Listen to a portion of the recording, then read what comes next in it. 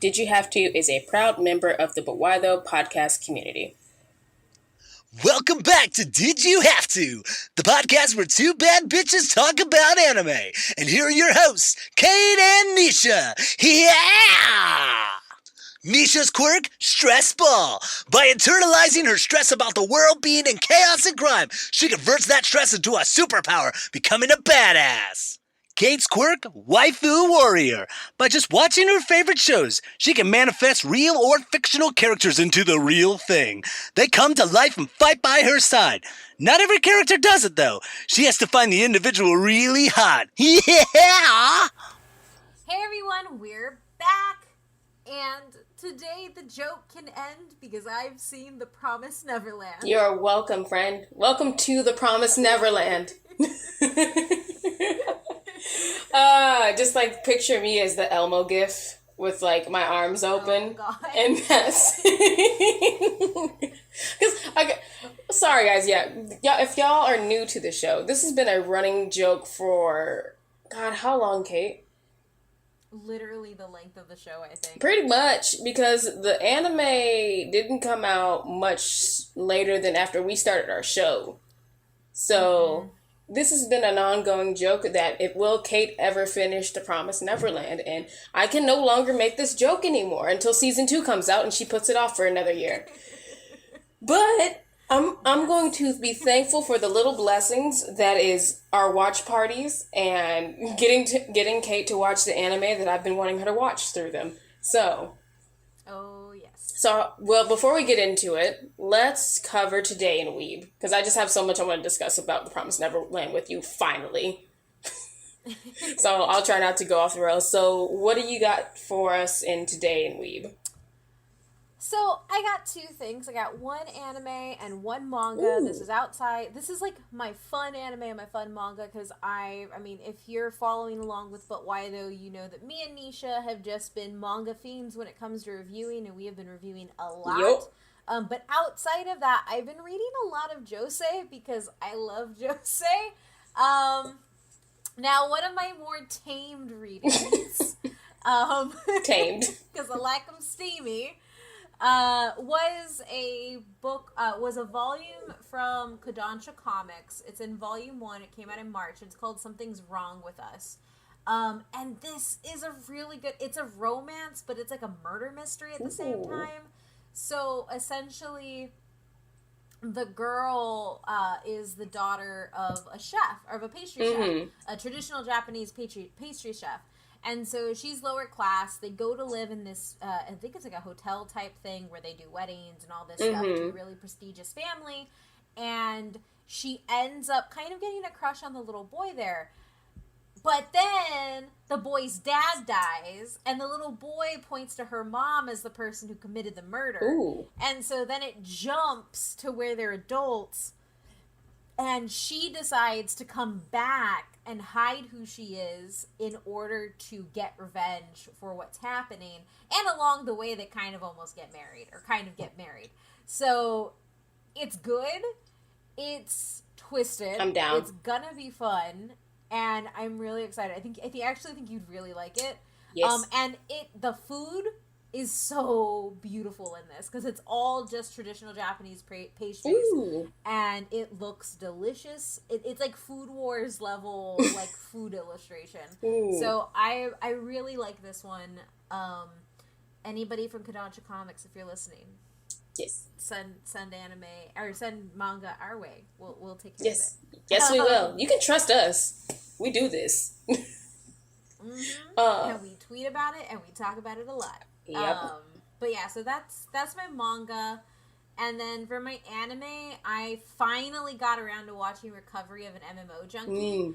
And holy crap, it's the same level of Watakoi for me when it comes to like relationship and love, but it's very different. So it's a romance, but essentially it's told from the perspective of two gaming otaku who are just really, really into the game, but they end up bumping into each other without knowing that they're actually playing with each other in the game. What? Because she's playing as a guy and he's playing as a girl.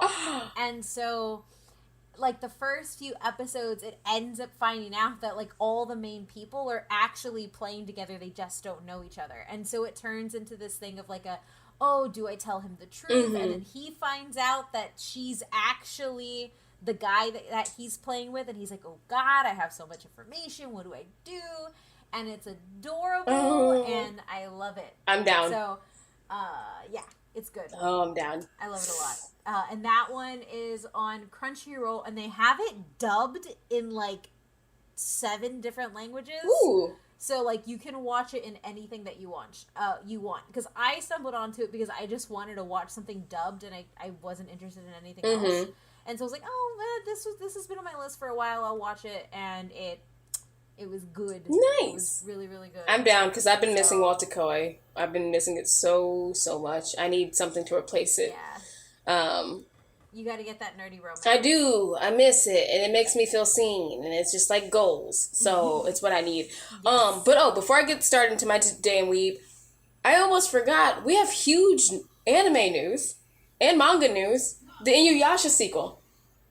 Oh God! Yes. How the hell did I forget about that? I just like because every weeb on the internet wants to know who fucks Sesshomaru. What are your suspicions? Could it have been me? It's not you, Kate. I wish it was. I know you do. I know. I need a body pillow. Yeah. Matt's fine. He knows. Matt accepts you for who you are. That's what's important. But he knows that body pillow is going to be in between. He just walks out of the room when he sees my weave. Oh, it's so cute. I don't know. Like, I genuinely don't know who it could be. Kagura's dead. Like, I'm sorry. Kagura's dead. Yeah. She's dead. So it's not Kagura, even though everybody shipped them. Everyone shipped them together, and I still just like, I don't know, man. So then that leaves us with the one option, which I still have very conflicting feelings on, which is Rin grew up, and she's his mate. And I'm not, like, if she grew up and she consented, I feel like there's a difference. But it's also just like, oh, God, I don't know. No, because then you end up in a bunny drop situation. Yes, bunny drop is worse. It's literally a dad who raised them as a child, and it's Woody Allen shit. Yeah, it's that. I really hope it's not Rin, but the daughter that it looks like is his looks like freaking. It looks Rin, like Rin. It looks like Rin, and it's she's mean. And it's a half human, exactly, and it's a half human kid. It's gonna be Rin, or the daughters from Sesshomaru and Inuyasha are half human. And I'm like, so either Sango said, fuck you, Moroku. Now you know. And like, when... Now you know. No. Sango has triplets. So, whatever. Like, I know, like, the ending of Final Act, but we know it's not Sango. Oh, I miss Final Act. I do, too. It's so good. God. Final Act was such a beautiful... You know what? We're gonna have an Inuyasha episode. I'm writing it down now. I actually have a notebook now, y'all. We will actually take notes and remember our suggestions, but we're going to do an Inuyasha episode in honor of this news, so we can talk about this shit. But sorry. Yeah. No, I don't... So, do you really think it's... I really feel like it's Rin, unless he met another human woman that he would ever tolerate. Because he hates people. You know, it could... He does. He hates humans, but I will say he earned some respect towards Kagome at the end of the series. Yes. So it could be one of those. It was like, oh, my brother loved this woman, and she's actually kind of cool. Okay, maybe I'll dip a little bit into the. It can happen. We've read fan fiction. They write that kind of stuff all the time, where he meets a human woman that that he can tolerate and learns to love, but. I feel... They also read a lot of Rin. Yes, it's usually Rin. I feel a way about it, but it's also just like, because Inuyasha we know like takes place in the feudal era, and again, I don't condone pedophilia, but we have to remember that Rin is 10 years old, so technically she would have been married off at 12, anyways.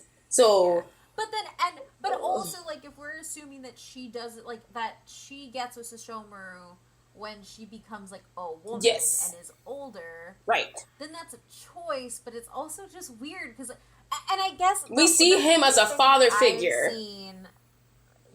He's her father figure. The main thing that I've seen from people is that Sesshomaru never saw Rin as a daughter, and I was like, what series did you That watch? man held her as a child. His kid. Yeah, he protected her. So call it what you want. I don't know. This is just like I never watched The Lick of Twilight except for like a little bit, but it's, what is it? Is it Jacob and Bella's daughter? Is it that argument? I don't know. They never got together, man. I don't know, man. It's the imprint thing. See, I need to talk to my sister. She watched Twilight. Oh, okay. Like they were bonded. Yes. Like they're right. They're bonded, but they're not romantic. You said Jacob and Bella's daughter, and I thought you were talking Jacob and Bella. Oh no. I was like, no, that's my bad, ma'am. See, I told you I don't watch this. Yes, I know what you're talking about. So, her name is Renesmee, and she was ugly as fucking movie. I didn't watch. She was an animatronic doll. It was terrifying. I didn't watch a lick of that any of those movies, except for like. I watched all of it. I worked at Hot Topic when those things were coming out. I bought the Volturi makeup set. Oh, bless your heart. I was trash. Yeah, you were. I mean, I watched all of Hunger Games, so we're both trash together. That's not even near the level. That's true. That's not vampire trash. I mean, like Twilight is vampire trash. The fact that I'm gonna pick up Midnight Sun is the fact that I'm vampire trash. Yes, it is. Yes, it is. Because I like vampires, but I don't like vampire trash. Oh, I'm vampire trash all the way. I know you are, and I still love you for it. But sorry, we went from Inuyasha to vampires. But the point is, this is big we have a Vampire news. Night episode. Yes, we can. But I'm mainly going to be looking at you like, what the fuck are we watching, Kate? I know, because after an amazing first season, you go into Vampire Night Guilty, and it's like, oh, incest again. And I'm like, oh, well, thanks, anime. Thanks so much. Thanks. Anime's going to anime. But, yeah, so that's a big news. I feel like the biggest news, because again, like, I feel like some people have their feelings about, like, oh, but Inuyasha was a perfect series, and why did they have to continue the story? I'm like, listen, we're getting a sequel, and they're daughters. I'm excited. I'm thrilled. I can't wait. Like, we get to see, like, the main lead will be focused on the girls. And no offense, but I think that's kind of dope. Because, like, even though Kagome was the heroine in it, I think it's cool that, like, the titular character will be Inuyasha's daughter. Kagome was a dumbass. Yes, that too. She was not the heroine I wanted. Kagome, but she was a dumbass. She was not the heroine that I wanted. It was Inuyasha, Kikyo, Inuyasha, Kikyo. Kagome! Okay, I guess I'll call Kagome's name now. Like, the Inuyasha Kagome relationship was a lesson to all of us of, like, what not to be like. How not to be. So, I don't know how old you were when you watched Inuyasha, but that was like love goes through everything. I can stay with this guy if he's looking at this other person. He's gonna come back to me. Yes, Kate, I was I was stupid. It didn't teach me anything. It taught me the wrong things about love. Yes, exactly. And then I realized luckily this I was grew wrong. up and I was better, but it's fine. Right. Exactly. But we have become wiser. But I'm still excited to see what Kagome and Inuyasha look like as parents. Oh, hell yeah. I'm really excited. I've read enough Dojin to be prepared for this moment. Oh, that's another reminder. We need a Dojinshi episode. We do. Oh, God, it would be so good. Okay, sorry. And as for me, for my damn weeb sections, so for my manga, I went ahead. So like Kate's been talking about, we've been reading a lot of manga. This one is actually a review that's coming up on the website. So it's called The Promised Neverland. Shocker. See how well this all fit together. So yeah, Promised Neverland, Volume 15. Again, I'm not going to go too much into it because then that would spoil a lot of it for all of y'all. But it's children being raised in orphanages and they think they're in loving homes. And then it flips them on their heads and they're actually just sheep for the slaughter to be fed to demons. Go read it. The smile on Neysha's face when she describes the death of the children is ear to ear. It's just, and it's not like I take joy in their children dying. It's just like you have this beautiful illustrations and like these like, oh, they're just cute children, like they're like happy-go-lucky, but it's the juxtaposition of it being so dark and twisted on the other side that they're being raised to be demon food. And I love those two things together. Smile is, after completely watching that first season, I think the smiles will warrant it. It's an extremely well executed twist that happens early on and keeps twisting as it goes. So, yeah, it's good. It's just like, and then they get eaten by demons. Because it gets you. Because you really are just like, oh, it's just so good, and everyone's happy. And then the last 5 minutes, you're just like, there's demons? Why are there demons? Find out. But yeah, so it's hard. It does. It really does. And then the other thing for me for anime, so since I have all this extra time and I'm at home, I've been watching One Piece. I picked back up where I left off, and I'm proud to say I am in the 220s. So I've made progress. That's a lot of progress. Mm-hmm. How many episodes are there now? There is 900 and something. So we'll see how much longer quarantine goes on, and maybe the new bet is, will I finish it before quarantine? So. Oh yeah. I think I'd rather. So Oh, go ahead. There are 929 episodes currently. So I'm like 700 episodes behind. Yeah, you'll get there though. You had enough quarantine. Yeah, completely. Who knows? I might be working from home for the rest of the year. We'll find out. But yeah, so I've been watching that, and it's just so good. And then like I reviewed and read like the light novel for Ace's story for the website, and that was so good because like now I'm an Ace stan and a Zoro stan, so I get it. I'm really just here for those two men in this series, and I know what happens to Ace, so no one has to tell me. But the point is, I just really, really, really like One Piece, and I'm trying to stick with it, even though I don't want to get to like anime fatigue, where like, you know, you love it, but you just don't, you get tired of watching it.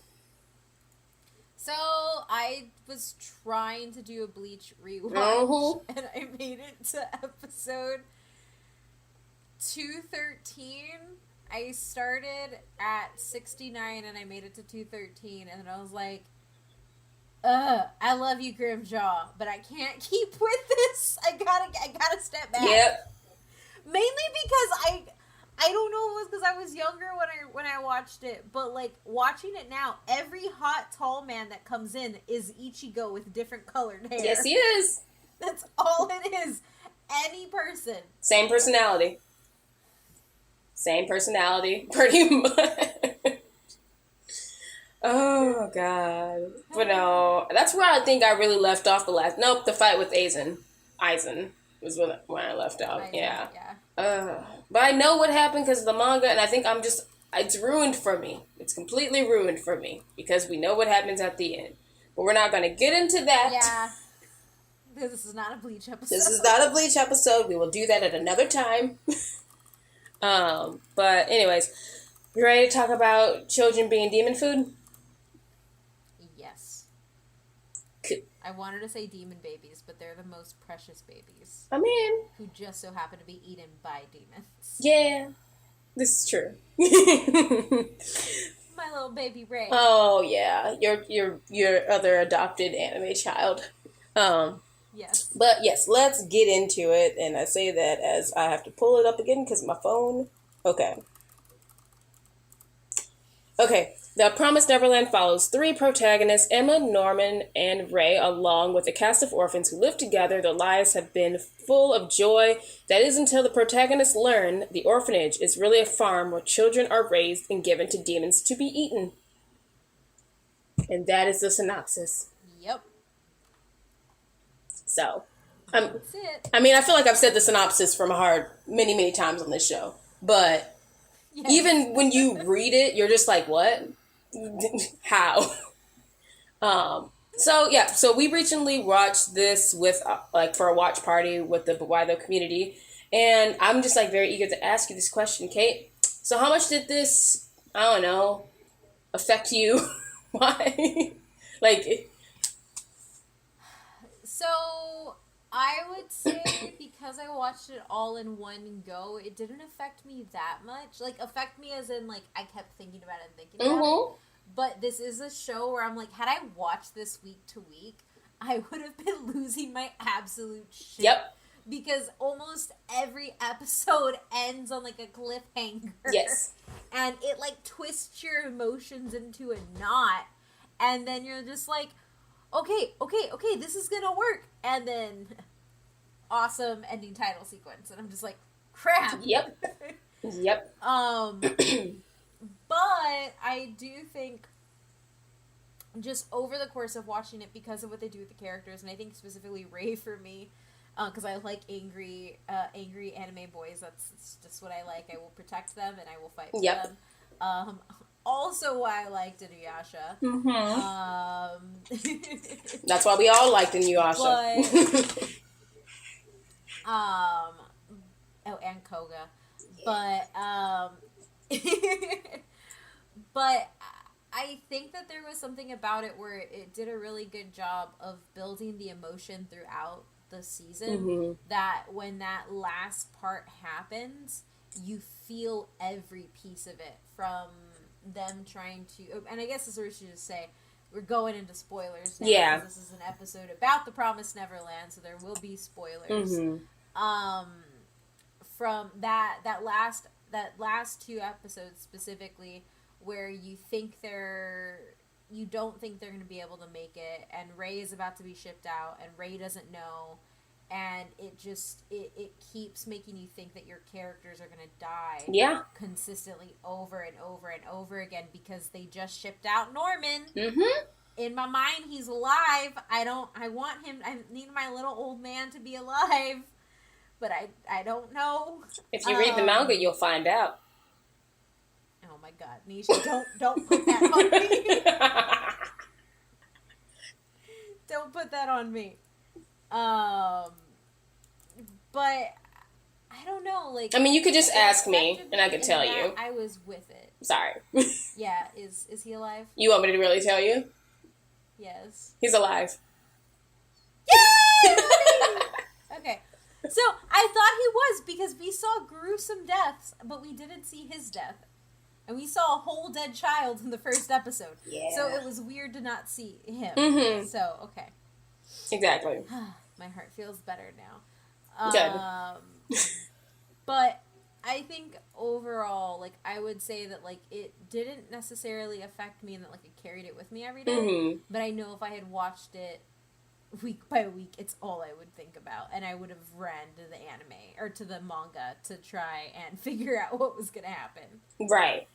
And I think, because, like, when I came into this, like, with the manga, like, early on when the manga first came out, so not, like, when it was, like, first published, I was reading it, but more, like, I read the first 20 chapters, and then I had to wait each week for the next one to come out. So, like, for people who don't watch it in one go, I don't know how y'all do it, because it is very anxious when you're reading it. Like, are they gonna make it? Because, like Kate said, like, it's just like Attack on Titan. Don't get close to anybody, because they might die. No one is safe. Yeah. And it's just, what really got me into it is that they treat the children like children. Like, this isn't like Hunter x Hunter or Dragon Ball Z, where the children have some kind of secret power and they can combat against their caretakers. These are children who have been raised by this woman since their birth, and they call her mama, and they see her as their mother. So they, like, there's that part of it that's very twisted, where the dynamic is, like, you are a child, you just learned that your parent, the person that you trusted with your whole entire life and your family's safety and everything, who's cared for you and loved you, is actually raising you to be killed and eaten by demons. And I think that's, like, the first thing, like, damn, what is going through these kids' heads? And it's, like, it's very real when, like, you hear Emma scream and be traumatic for the first 2 days after she finds out, and she's trying to be normal, and I'm just like, she's a child. This is not normal. She can't fake it. Like, she can't act like none of this is normal, because she looks at her mother now, and she sees a murderer who's killed dozens of her brothers and sisters, who, like, when they get shipped off, because the thing is, when they say they get adopted and they went to a new family, every child was killed. So it's like there's so many different dynamics in it, but I like that they keep them as children. Like, no, they are very smart children. They have very high IQs, but the way they react to this is like, we'll have to outsmart mom and we'll have to get away, but like they don't have a secret weapon or power to like fight the demons and fight their mom. Like, and I think that that's one of the things that I really like about it too, because it bugs me when I see it bugs me when I see kids fighting full-on adults and, like, just winning or, like, having something to get over them, because I think you're completely right that, like, the best thing about the Promised Neverland is that they are children. It's the fact that they are completely helpless in this situation, and the power of the story is you're drawn to these characters emotionally, knowing that every single odd is against him.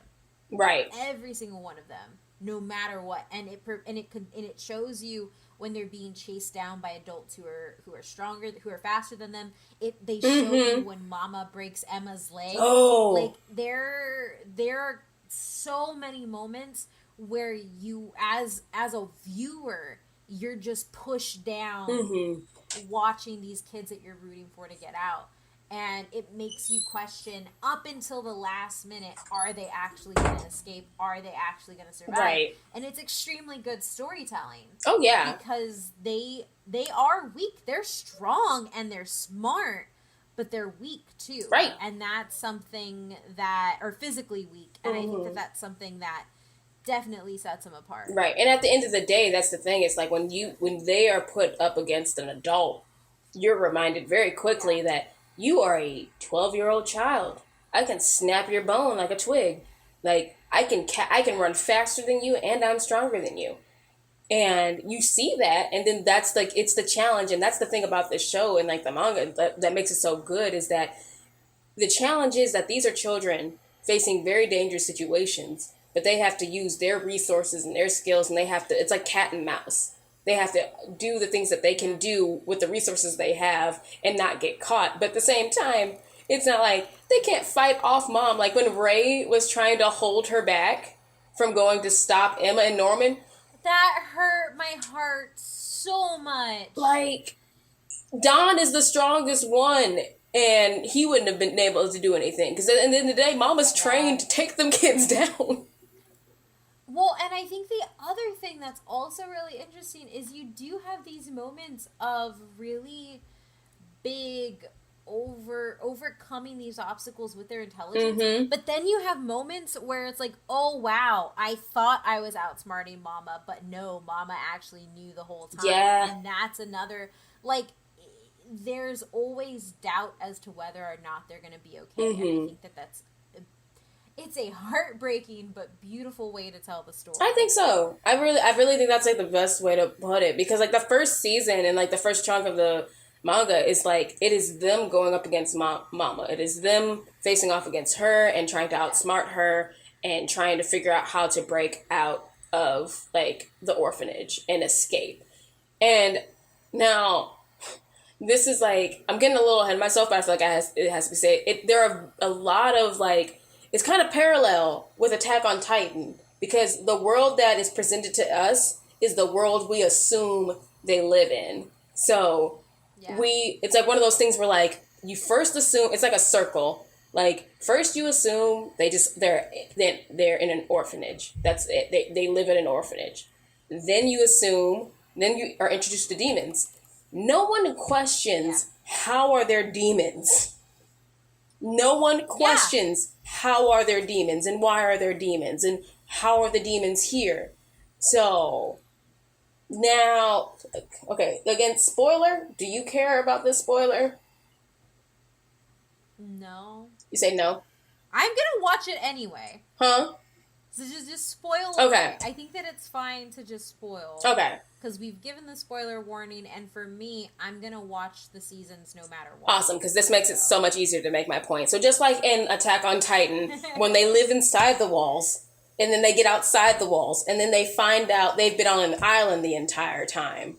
And then now that the world that was presented to us, we assume that is just their world, and it's not. The world is much bigger.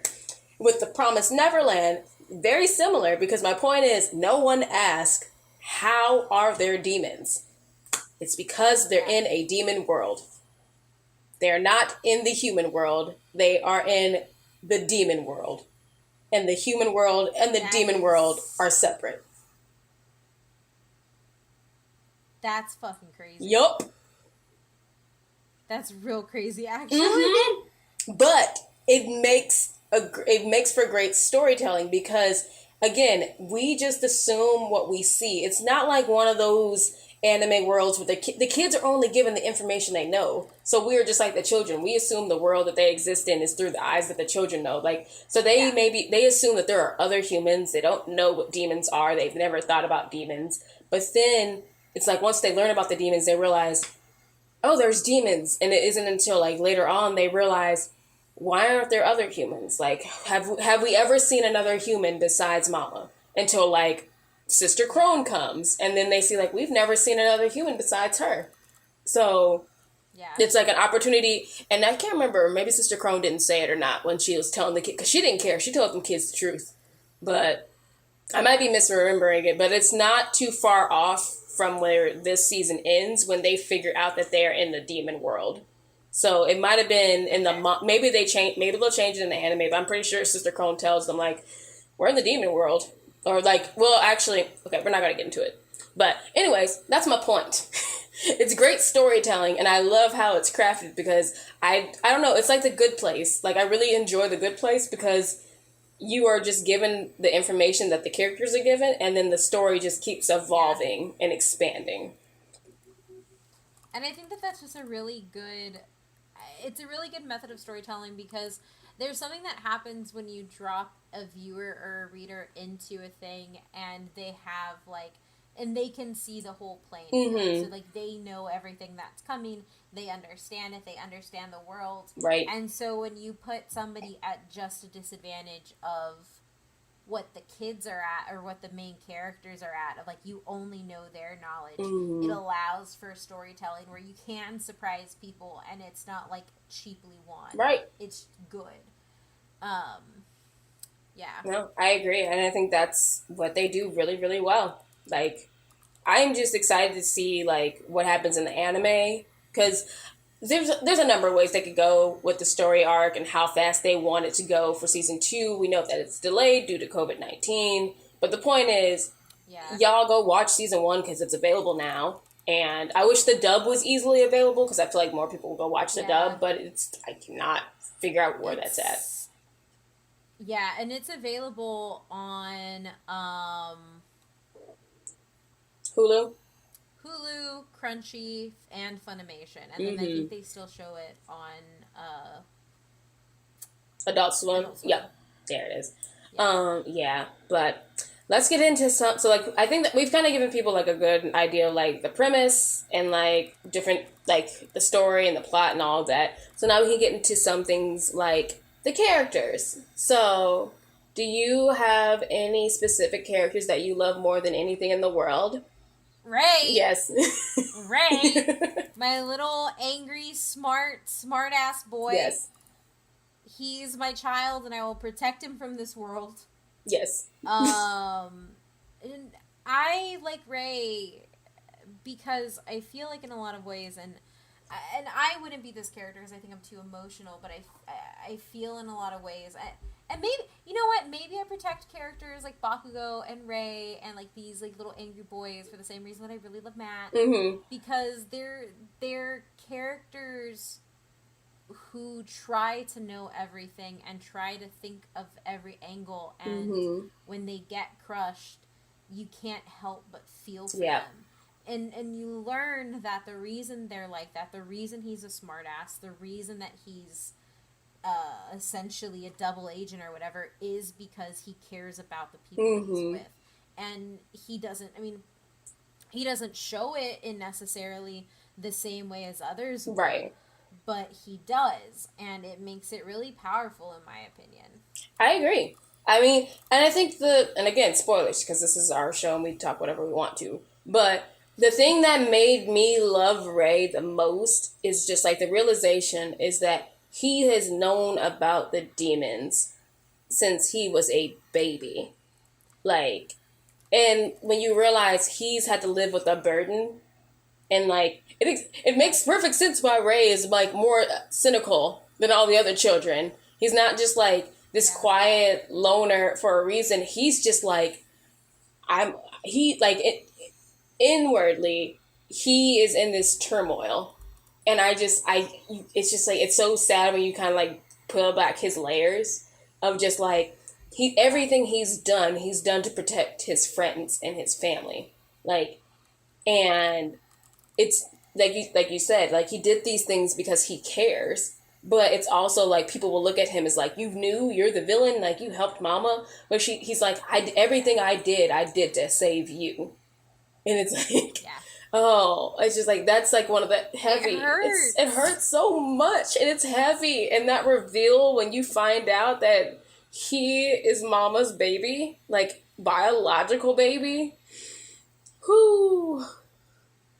It's a lot, and I think that there's also one of the things I really like about the Promised Neverland, and I think it's probably the part that I identify the most with it as well, is just the fact that not every kid gets to have a childhood. Yeah. And you look at the way they all kind of deal with these issues, deal with these things, and they deal with them very differently. And there are some of the kids who are protected from everything. Mm-hmm. And then there are some who are too smart to know how bad, are too smart to ignore how bad things are. And that's one of the things, and I guess it reminds me a lot of like me and my brother, because my brother never really understood that my parents were poor. My brother never really thought about any of that stuff, and he was kind of really guarded from it. Mm-hmm. And for me, I knew I noticed all the bad things. I noticed all the things that my family was struggling with, and it was one of those things where, like, when you're the older kid, or when you're the one who knows and you see somebody who doesn't, you do everything you can to keep them like in that bubble of letting them be okay. And I think that just creates a really good dynamic. And then once more kids begin to find out, you get to see the different types of like coping strategies that they all use to understand what's happening. Right. Which is, I think, really interesting, because it's really easy to write kids as kids and they all kind of seem one note, but every single one of the characters in Promised Neverland have their own unique identities and have their own unique ways of dealing with the situation at hand. Right. I agree. And I think it's like, because like I like what you said about you have the kids who are too smart to ignore the problem, or like they're very aware of the problem and the reality of it. Whereas like you have the ones who are just like not aware at all. They think everything's fine, or they don't want to believe it. Where it's just like, no, it's true. But then it's like I feel like Emma is very much in the middle of Norman and Ray, where like Norman, of course, is like I was just like when still to this day, I'm just very surprised that Norman didn't realize it sooner. Like I am too, and I don't know if it's just because like I guess they've done this for years. They know how to like hide it from the children, but Ray is the only reason they found out. Like if it hadn't been for Ray, when Ray was ready for them to know. That is the only reason they found out. So it's just like this very interesting thing where Norman, knowing what he knows and he is the smartest child there. His coping thing is just like, I'm going to help Emma, but it's just like Norman's going through his own shit. Whereas like Emma's just like, we just have to save everybody. She's like, her first reaction is like, we have to save everyone, but we can't tell them what's happening. Whereas, like, Norman and Ray's thing is, like, we can probably take 5 of us, and then we gotta leave. Yeah. And I think it's just, like, I love all of them so much, but it's, like, I get it. Like, Emma's first thought is to save her entire family, but Norman and Ray are just, like, thinking, we can't do that logically. if we want to survive and save ourselves, we have to get out of here, and we're putting the other ones in danger if we don't do that. So it's just like, it's just really, it's so good. Like you said, like that each child is an individual. They're not like what is it, a hive mind or whatever when it comes to like to reacting to this stuff. And I think like I love Emma. I see a lot of myself in Emma where like my first thought is like to save others. Like the way she's like, when they were playing tag and they were practicing to teach the kids how to run away, and Emma's thought is like, I gotta grab the babies and I'm gonna carry them and I'm gonna run with the babies. And she's just like, I don't care if I get caught, but as long as they don't get caught. And I was just like, dang, like her way of coping is to save people. Norman's way is definitely to save them, like to save her and save others, but like Ray and Norman know the reality. Save who he can. Right. Yeah, that's what I was gonna say. It's like, when I think about it, like in terms of how they all addressed it, Emma was, we're gonna save everybody no matter what. Yep. Norman was, we're gonna save who we can. And Ray was like, we just need to save us. Yes. That's all we need. Ray? We're family. Let's go. Ray wasn't even real, like, Don and Gilda were lucky they got brought into the fold, because Ray would have been like, oh, yeah. Like, we don't need them. Especially Dom's ass. Don is just very strong. I mean, he's more, like, likable in the manga, but, like, Don gets on your nerves at first, because he's just, like, being loud and brash and like effing up things, and like when he convinces Gilda to go sneak into Mama's office, and I'm just like, you are going to get all of you killed. What are you doing? But the children, I just love them so much. Speaking of one more child I want to talk about before like we moved on, because I have a lot to unpack with Mama and Sister Krohn.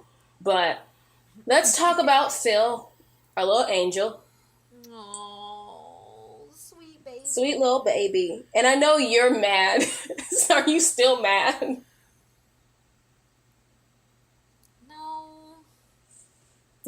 Yeah, you are. I know you are.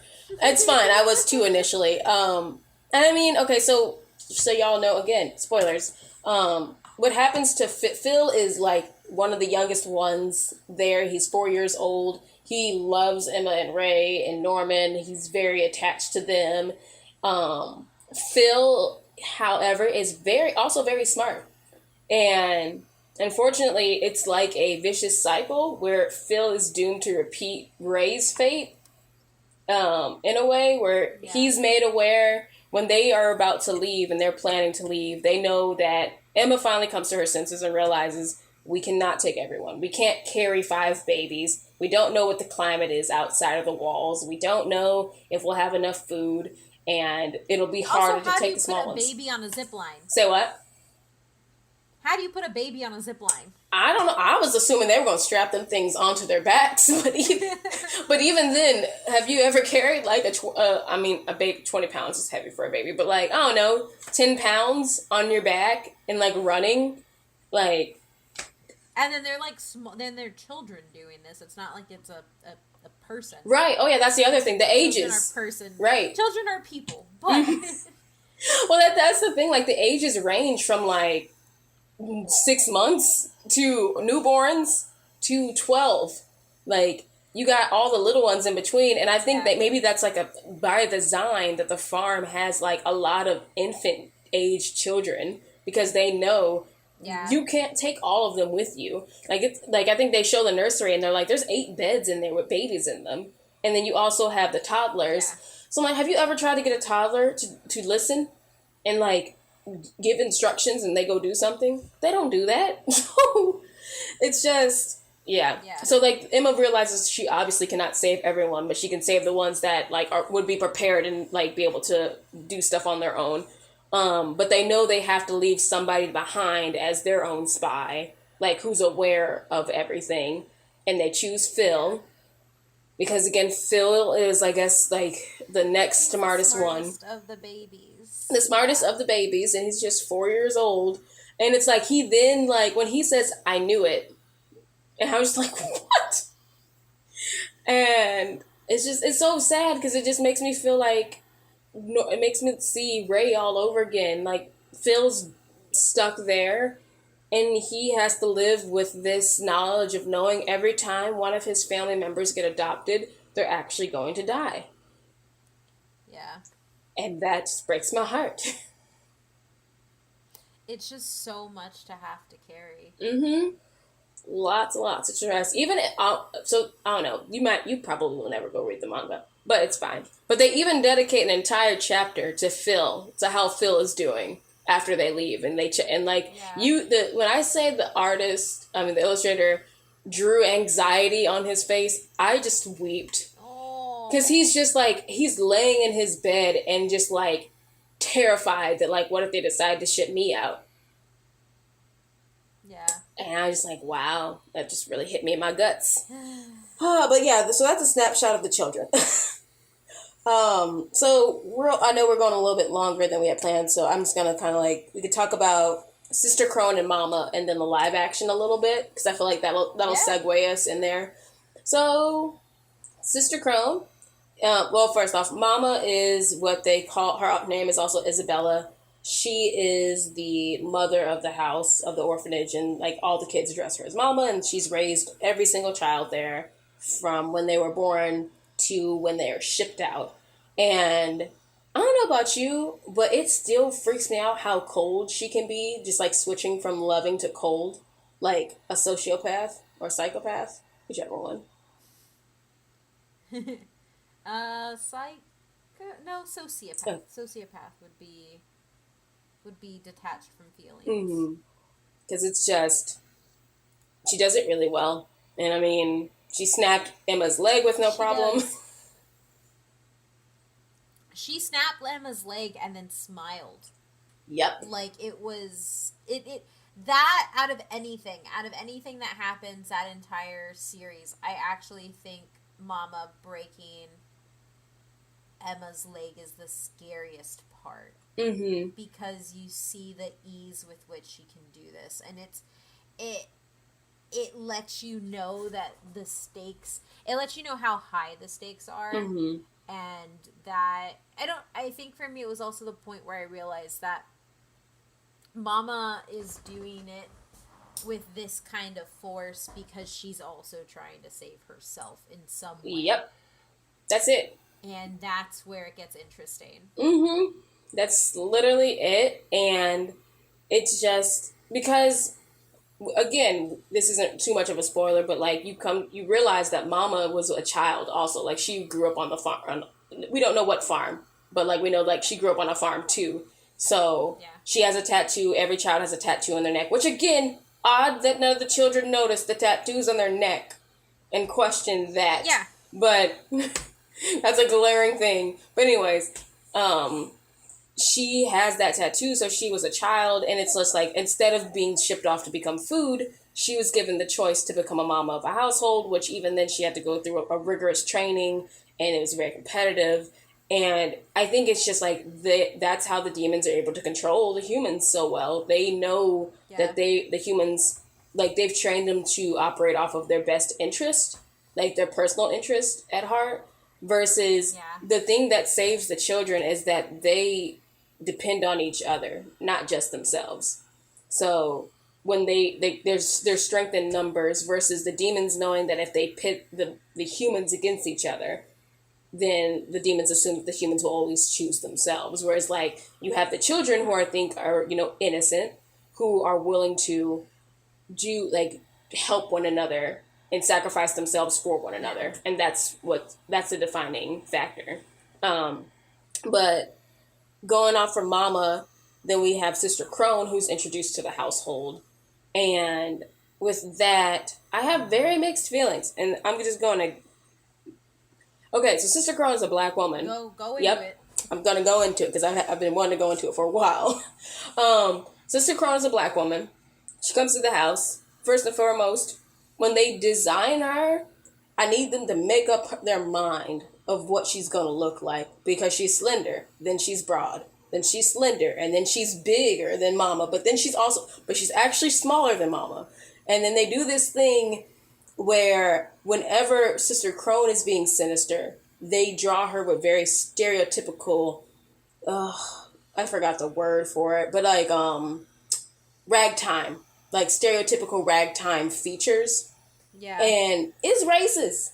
It's real racist because like it is. It's just like her lips will be like normal size, and then her lips will take up her entire face. But when Mama's being sinister, Mama's face doesn't, like, her features don't change. So it's not like done to both of them like as a villainly thing. It's just like you are making this black woman be bigger and more threatening. So when she's being threatening, you draw her as bigger and more threatening. And again, yeah, I love this manga. I love this anime. I really appreciate it, but I'm able to critique it on this because it's really fucked up because they do it in the manga and the anime. And I just feel like, it's so frustrating. Because up until then, it's good. And it really stands out because you have, like, Sister Krohn and Mama they are essentially playing the same type of character in these kids' lives. And so I think it stands out so much because, like you said, Mama gets to be, like, Mama looks menacing because she looks calm the whole time. Mama looks menacing because she keeps that, like, softness, like demure, and whatever. when and then when they bring in Sister Krohn, it's like, okay, we're gonna distort her. We're gonna use every caricature that comes from racist things to paint her as awfully as we can. Yep. And I'm like, you can be nuanced with a villain because you're doing it with Mama. You don't have to consistently do this with Krohn. Right. And I agree, and there's really no way around it. Like, and I think that's one of the things that, and you know, I experience differently because I'm not a black woman who loves anime, but I am a brown woman who loves anime, and so it's one of those things where it's like whenever there's a black or brown character on screen, it's like, okay, what can we exaggerate about them? What can we do to show how out of place they are in this setting? And it all stems from colorism, but specifically the anti-blackness that happens in Japanese culture. And hell, I just get forgotten.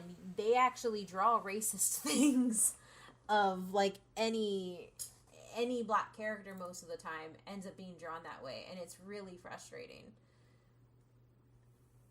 I was saying that, like, overall, like, this really high, like, all of this stems from, like, anti-blackness in Japanese culture, and there's anti-blackness all around the world in the way that black characters are portrayed, and even just, I mean, because when you break it down and you break down the way, like, brown-skinned characters are portrayed, whether or not they're coded as black, a lot of the times they still rely on those anti-black stereotypes and ways of drawing or illustrating to bring that home. And it's frustrating because it's like anytime there's a darker skinned character in anime, it's just like, oh, how are they going to draw their lips? Yep. Oh, what are they going to do to make them, like, out? Like, what are they going to do to make them stand out even more than everybody else? And it's funny because I always think about how differently Yoroichi and Chad are drawn from each other in Bleach. And I love Chad with all my heart. Right. But there's a lot to him that is, I don't want to say problematic because it's definitely the least problematic thing, especially with how bad Sister Krohn is. Yeah, but I get you. Like, he didn't need to be drawn that way a lot of the times. And it just, I don't know, it's frustrating. And it was one of those things where I went in and I was like, okay, how bad is this going to be? And from the moment they show Sister Krohn getting into it with Mama, you're like, oh, y'all are real racist. Yeah. Like, this goes there. It's so frustrating because, like, that's the thing. It's just like, and again, as being a black woman and like seeing Sister Krohn, it's just very much like, God damn it, like, can we just, like, why did you have to make her a stereotype? Why did you have to give her stereotypical features? And, like, I like the character. It's just like, and I like her motivations and everything. It's just like how they decide to design her in certain settings. Like when she's chasing the children, they make her hulking and big. But then she's actually small and like they keep transforming her when they want her to be scary and threatening, and they use very stereotypical features to do so. And like you said, like that comes from anti-blackness, and it's frustrating. And I was just like, why would you do this? Like you were doing so well up until this point, and it's frustrating. And I mean, I cringed when we watched, like, when those moments happened. I was like, fuck. Because you're right, Sister Krohn is actually a good character. mm-hmm. Like, she's a really, she shows you what happens when you can't succeed as a mama, and she shows you another side to the adults what the adults are going through and all of this. Mm-hmm. I agree. But it's hard to watch. It's so hard to watch because, like, you're right. Like, we get to see her experience. And, like, her and Isabella had the same experience where they were chosen to become mamas and they had to go training and they had to compete. But then it's this thing of, like, because her and Isabella couldn't work together, like, obviously, Mama used her as a pawn. From the beginning, Mama knew she was going to use her as a pawn. And then Krohn was trying to use the children as a pawn to, like, out Isabella. And I think, again, this is just showing that because adults can't work together. The point is, like, because the adults couldn't come together, that's why they didn't succeed. But it's this thing where, like, Sister Krohn just is trying to save her own self. She was kind of, like, at the point where, like, fine, I'll help you kids. I'll give you information. I'll side with you. But at the end of the day, she knew she was going, it wasn't really about the kids. She was like, fuck them kids. I'm going to become a mom. I'll turn these kids in. I'll turn Isabella in. I'll become the mom of this house. That was her goal. But she also didn't care. She was very much a chaotic neutral in some parts where she was just like, if the kids escape, it's Isabella's fault. If the kids don't escape and I turn them in, I win. So she was just an opportunistic and she was trying to save herself. But, like, that's kind of like the whole point even with the adults. They're all just still children. That's why they still have those tattoos. They're still just because you're a mama or a sister does not mean you have any more freedom than those children do. You're still trapped. You still can't get away and you still can't escape your fate. And you will meet your fate one way or another. And that's what like you said, we see Sister Krohn meet her fate. And I'm kind of like, damn. But at least she went out fighting. But, oh, yeah. I mean, like, that was the heartbreaking scene. And, like, seeing her flashbacks. Yeah. Her flashbacks were hard. Mm-hmm. They were hard to watch. Very. Because it's just, again, I like them. I like seeing the flashbacks of the adults. Because you really do get you see how they got to where they are now. And, like... Exactly. My question to you then is, like, how do you feel about Mama now that you just, like, see that she was just a child like Emma who took a chance at survival, who chose survival? It's hard because then you end up in those situations where it's like you're perpetuating, like, she's just perpetuating a cycle of violence because she needs to survive too. Yep. And so it turns it into this, like, gray area. Mm-hmm. It turns it into this gray area where you can't just be, okay, Mama is evil and awful. It's like Mama is evil and awful for a reason. Yeah. This is a cycle. Whenever you add the reason. Yes. And it's hard because then it's like, do I get angry at the person who's trying to survive the cycle? Or do we try to or do we sympathize for the person who is pushed into the cycle as the only option? Right. Because Mama did it all alone. Mm-hmm. She didn't have a Norman and a Ray to try and escape with. Right. She lost her Norman. Yeah. So, God. And that's true. Like, I would love to see how Mama found out. I feel like the kids knew. I feel like she knew when her friend went away that she knew. But it's also just like, when you see her flashbacks and you see that she chose not to go away. Or not to escape. Yeah. And I was kind of just like, damn, I think if she had friends that she trusted to go with her, I think she would have left. But she didn't. Yeah.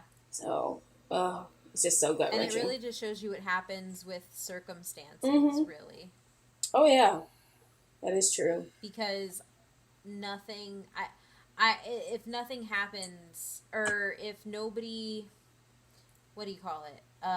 Breaks the cycle or breaks Yeah. Well, no, if Emma doesn't have anybody with her, if Emma goes there alone, if she isn't with Norman, then what happens if nobody believes her? What happens if nobody believes them? What happens? Right. It's very easy that they could have just repeated what happened with Mama. You know what? That is a great point. I like that. Because maybe, and like, that's probably the whole reason why Ray knew he had to show them. Because they probably, he would have had to deal with them not believing them for who knows how long. But, it's a lot. But anyways, okay, so to finish this up, let's talk about, we've mentioned before on the show about the live action. And that it is coming, and it's being produced by, I don't know who's being produced by at this point. It could change by now, but it was announced last year, and it's coming, and they have pictures of him. The casting looks great. I'm not too thrilled about the kids being aged up to 16, because that kind of, to our point, what we said earlier, it takes away the challenge. It takes away everything. Mm-hmm. Everything. It takes away everything. It takes away, like, the thrill, the chase, like, all of it. Because a 16-year-old a group of 16-year-olds could totally overpower a grown woman. Easily. Oh, yeah. Easily. Which also makes me worried, because, like, what are they going to do? Are they going to make her, like, superhuman or something? Probably. Like, get away with it? Probably. I think they'll make her superhuman, or they'll change some things up. I guess, we'll see. I'm excited to still see it, mainly because I want to see the demons, see how those are animated in it. I still would like to hold out hope for the day that maybe Guillermo del Toro sees this and he decides that he wants to make it. Because could you imagine? Yep. I think that would be the best thing ever. It would be amazing. It would be so good. Yep. I wish. It would be really good. I really wish we could have that. But there's that. And the other news about Sister Krohn in the movie is that she's been casted as a Japanese woman. And her name is still Sister Krohn. And they gave her a curly afro. I would have been fine if they just didn't give her the afro. I honestly would have been okay. Yeah. But, like, also, from other live actions we've seen, there are black actors in Japan who speak Japanese, who can act. Yeah. So. Exactly.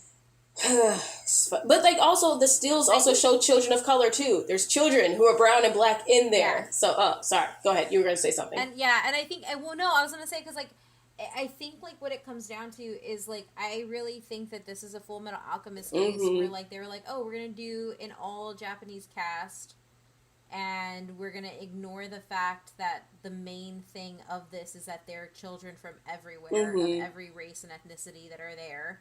In fact, the majority of everything is a Western style. Like, it's like Full Metal Alchemist, where it's not Japanese. It's created by Japanese people. Right. But these are not Japanese characters. And so it's where you hit that. It's weird because when you look at conversations over whitewashing, right, it's like, oh, we're making these characters white. Whereas if you look at source material, it's like, no, these characters were literally written to be European, or were written to be black, or were written to be specifically Japanese, or a different type of, like, Asian character, like, and you get, it's weird because the creator of Fullmetal Alchemist was pissed that they didn't do white actors. Right. Because he was like, I literally based this on World War II, where the white, like, this is a Western story. And so you get into this thing, and then you also get into, like you said, the stills show kids who, like, are different ethnicities, it looks like. Like, why can you not just cast a black woman to be Sister Krohn, or change the character entirely? Right. I mean, like, I just would have preferred changing the character entirely. But then, like, to the point, there are children who are different ethnicities, different colors, who are there. So, what was the purpose? Yeah. But, like, again, I just can't help but feel like, again, it's just anti-blackness.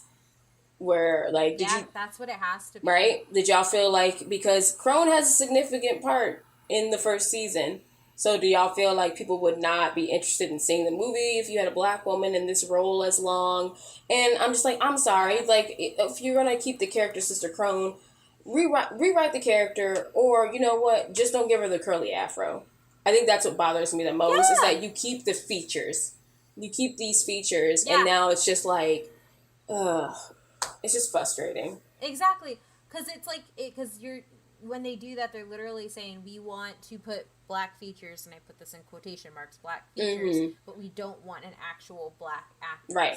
And that's fucked. It is fucked. I mean, like, yeah, maybe I would have had a problem. Maybe, I mean, like, and again, Sister Krohn is a problematic character, but she's not problematic the way she's, like, herself is not problematic. It's how they treat her and how they illustrate her that it makes it problematic. But I don't know. It's a good character. I mean, it's a good character that I wish they would have, like, you know, kept a black woman in there, and it would have been interesting to, like, see, like, I think it's very much like the Full Metal Alchemist argument, where it's like, it probably would have been better to cast some, if not all of them, like the European cast that the creator wanted them to, because it kind of takes away a really big part of the series. And that's why it's based in European culture, like a fictional European land. I mean, like, and I'm the first to usually say, like, oh yeah, an anime adaptation, yeah, it totally makes sense that they made the cast all Japanese.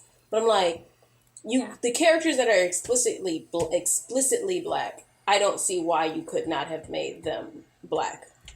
I think that's probably where I'm getting at. It's like, when a character is explicitly this, because I feel like we said this before in Full Metal Alchemist. The reason why I wasn't so much bothered by it is because they're in a fictional European place, and he has blonde hair. We don't need to get into the argument if he's Swedish or German. We just know it's a fictional European place. But it's like, we know right, we just know Roy Mustang definitely is presenting as Japanese, but the boys are presenting as some European person, like, ethnicity. Yeah.